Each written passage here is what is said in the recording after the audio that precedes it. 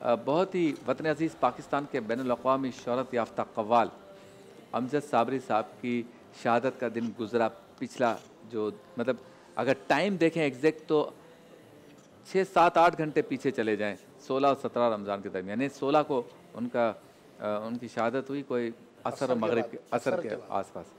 और वो जो साल था, उस साल में हमारे ट्रांसमिशन में वो अपनी शहादत के 2 दिन बाद आने वाले थे, मेरे एल्बम की लॉन्चिंग के लिए, और इससे पहले भी 2 दफ़ा वो आए थे और बहुत ही अच्छा वक़्त गुज़रता था। उनकी ख़ासियत ये थी कि ज़ुल्फ़िकार शाह साहब के वो सबके साथ मोहब्बत करते थे, यानी जो भी मिल रहा है ना, वो यही कह रहा है कि मुझसे अच्छे तरीके से वो मिलते थे।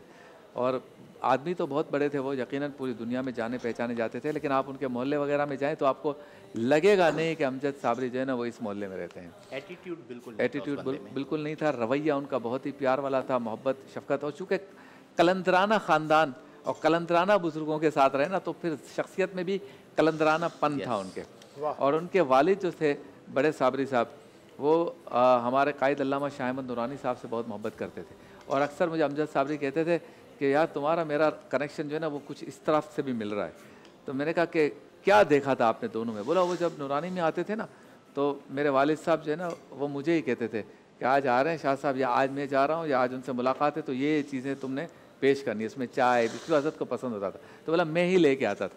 तो मतलब वो बुज़ुर्गों की जूतियाँ ठीक करने वाली भी एक उसमें एक ख़ासियत थी।